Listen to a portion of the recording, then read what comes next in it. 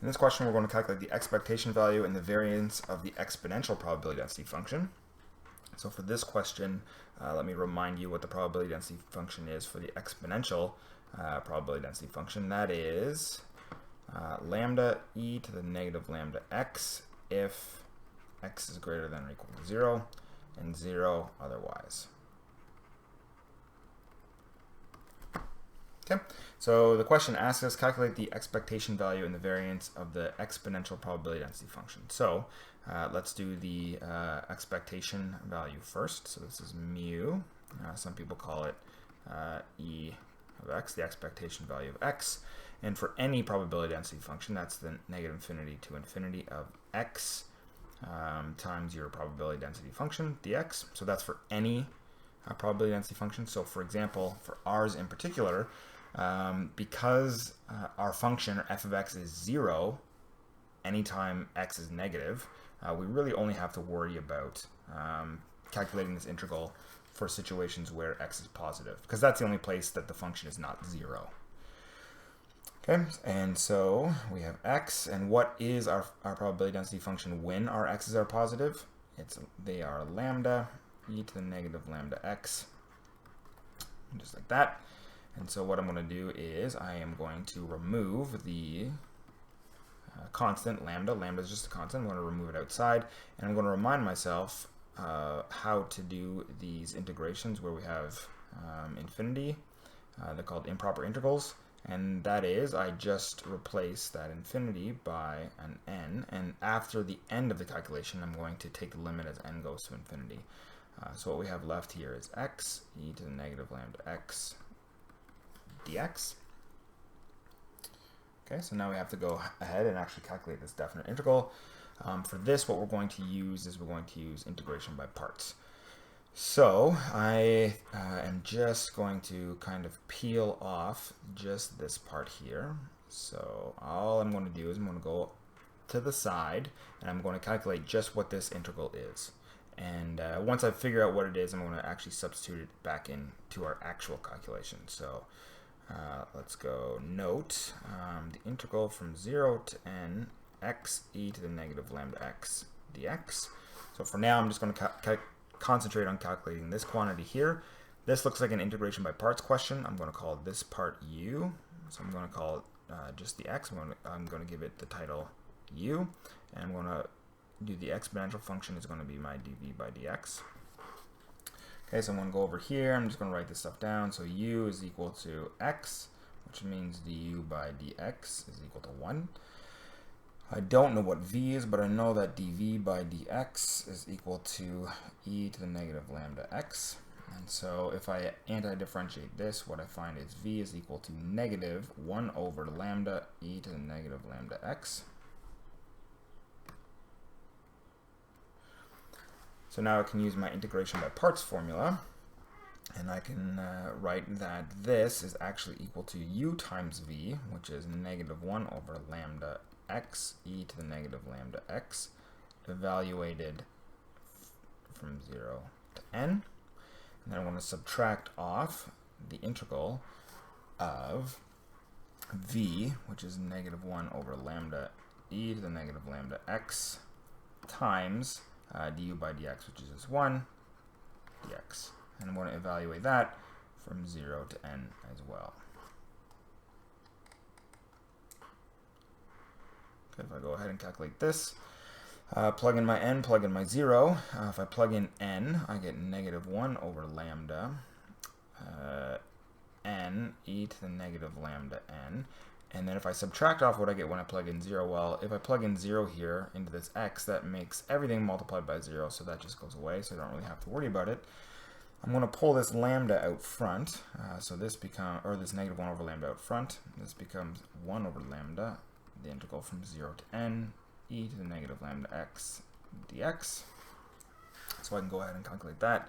That is negative 1 over lambda n e to the negative lambda n plus, now I do this antiderivative, so I have 1 over lambda. The antiderivative of e to the negative lambda is 1 over lambda, but with a negative, e to the negative lambda x. Now I'm going to plug in 0, I'm going to plug in n. So if I go ahead and do that, negative 1 over lambda n e to the negative lambda n plus 1 over lambda, plug in my n, negative 1 over lambda e to the negative lambda n, and subtract off what I get when I plug in 0, which is the negative negative becomes a positive 1 over lambda e to the negative 0. So if I calculate that, I have negative 1 over lambda n e to the negative lambda n, and then this e to the negative 0 is just 1, so this becomes plus 1 over lambda times 1 minus 1 over lambda e to the negative lambda n. And of course you can simplify that up a little bit, but I'm just going to leave it like that for now. And then I'm going to recognize that what I'm trying to do at the end of the day is to take all of this. This is actually the calculation of this definite integral here, and that's what I calculated when I was calculating the thing that's in this box. So to get the original answer to the original question, I'm going to take what I just calculated and plug it in into the box, which is what I was actually trying to calculate. And so we have that the expectation value is equal to, what do we have? Lambda times the limit as n goes to infinity. Lambda times the limit as n goes to infinity of the thing that's inside the box, which is negative 1 over lambda n e to the negative lambda n plus, this is just going to be 1 over lambda squared, 1 minus e to the negative lambda n. Okay, so I'm taking the limit as n goes to infinity of all of that. So let's see what happens when n goes to infinity. As n goes to infinity, this goes to 0. As n goes to infinity, this goes to 0. So at the end of the day, what I end up with is lambda times 1 over lambda squared, which is just 1 over lambda. So that is the expectation value, or the mean, of the exponential density function. The second part of this question asks to find the variance of the exponential probability density function. So just to remind you, the variance of any probability density function is equal to the integral from negative infinity to infinity of x squared times the probability density function minus the mean squared. So for our example here, again, our function f of x, our probability density function all the way back up here, only really is non-zero. It's only really interesting when x is positive, so we only really have to calculate our integration for positive values of x. So we only go from 0 to infinity of x squared, and our probability density function in this region is lambda e to the negative lambda x dx, and we're going to subtract off mu squared. And so if you go ahead and do this using improper integrals, you get lambda times the limit as n goes to infinity of the integral from 0 to n x squared e to the negative lambda x dx minus mu squared. And if you go ahead and calculate this improper integral here, what you end up with is doing integration by parts twice, and what you end up with is 2 over lambda squared. And then we're going to subtract off this mu squared.